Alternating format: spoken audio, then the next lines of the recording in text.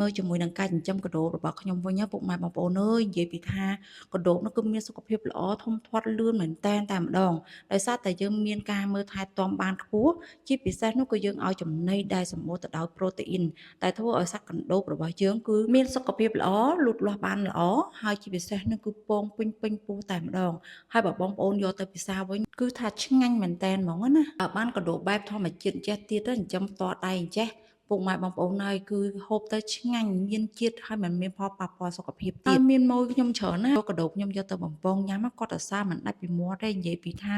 ញ៉ាំទៅមានរសជាតិឆ្ងាញ់ហើយកដោបវិញពងពេញពោះតែម្ដងហើយគាត់ទិញទៀតហើយបើសម្រាប់ពុកម៉ែបងប្អូនដែលចង់ញ៉ាំជាមួយនឹងសត្វកណ្ដូបធម្មជាតិចាប៉ិតតែម្ដងពុកម៉ែបងប្អូនអាចធ្វើការទំនាក់ទំនងទិញតាមរយៈខ្ញុំបានឥឡូវនេះដោយសារតែម៉ួយខ្ញុំមានតម្រូវការខ្ពស់ទាំងម៉ួយដុំម៉ួយរាយចាសម្រាប់ពុកម៉ែបងប្អូនដែលប្រជាកសិករដែលកំពុងតែចិញ្ចឹមកដូបហើយខ្វះជាមួយនឹងអតិថិជនទិញចាចិញ្ចឹមកដូបហើយមិនដឹងយកទៅលក់ណាអាចយកមកលក់ឲ្យខ្ញុំបានព្រោះខ្ញុំត្រូវការបន្ទាន់ខ្លាំងមែនតើព្រោះដោយសារខ្ញុំមានអតិថិជន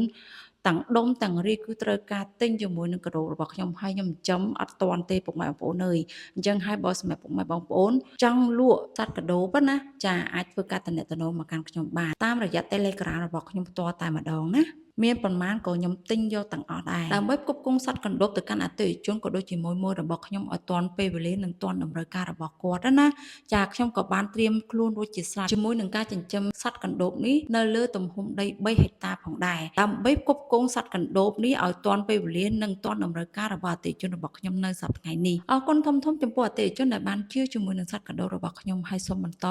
ការគាំទ្រឲ្យបានច្រើនទាំងអស់គ្នាជាមួយនឹងសមិទ្ធផលកសិផលរបស់ខ្មែរ